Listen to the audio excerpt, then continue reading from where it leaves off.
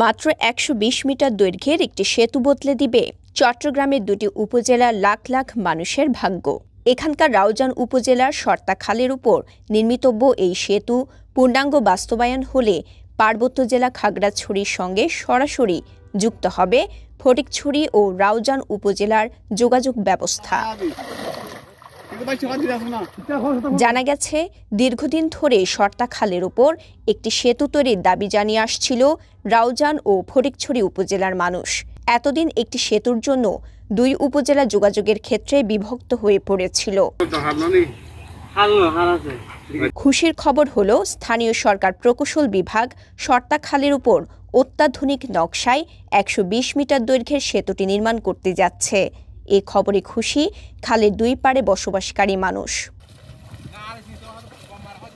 স্থানীয় লোকজন বলছে, এই সেতু নির্মাণ হলে কৃষি, ব্যবসা বাণিজ্য ও দুই পাড়ের স্কুল কলেজ পড়ুয়া ছেলে মেয়েদের যাতায়াতে নতুন দিগন্ত সূচিত হবে।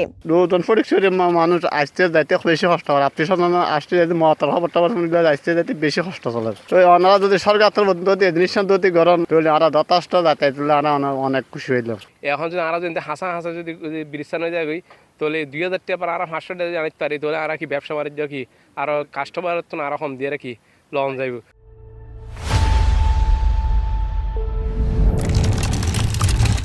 রাউজান উপজেলা প্রকৌশলী জানিয়েছেন, ঢাকার হাতিঝিলে সেতুর আদলে প্রণয়ন করা হয়েছে সেতুটির নকশা।